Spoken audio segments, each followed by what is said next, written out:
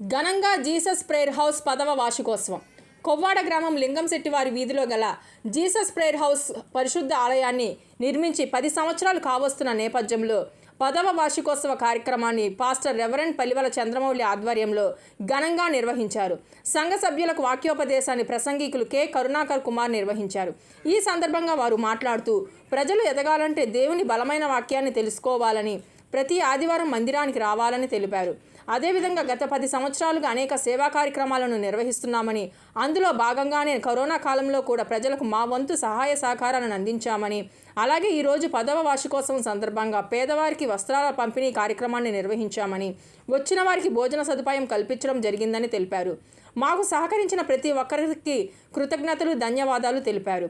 ఈ సందర్భంగా pastor reverend Chandramouli, మేరీమణి దంపతుల కుమారుడు రెవరెండ్ రవితేజ, మనీషా దంపతులు, కుమార్తె ఉషారాణి, సంఘ సభ్యులు, శ్రేయోభిలాషులు పాల్గొన్నారు. పరిశుద్ధ నామమునకు మహిమ కలుగును గాక.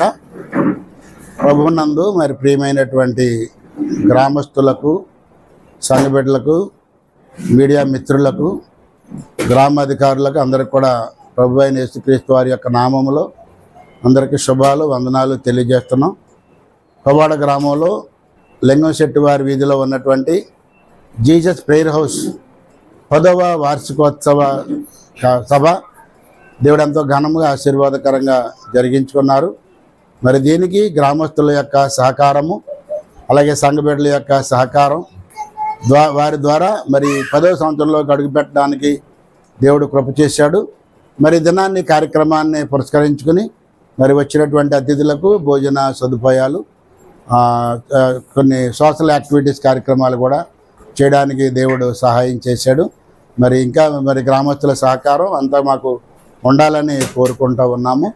మరి ఈ కార్యక్రమానికి వచ్చిన ప్రతి ఒక్కరికి కూడా పేరు పేరున ధన్యవాదాలు తెలియజేసుకుంటా ఉన్నాం. మీడియా మిత్రులకు కూడా ప్రత్యేకమైన వందనాలు తెలియజేసుకుంటున్నాం. Thank you.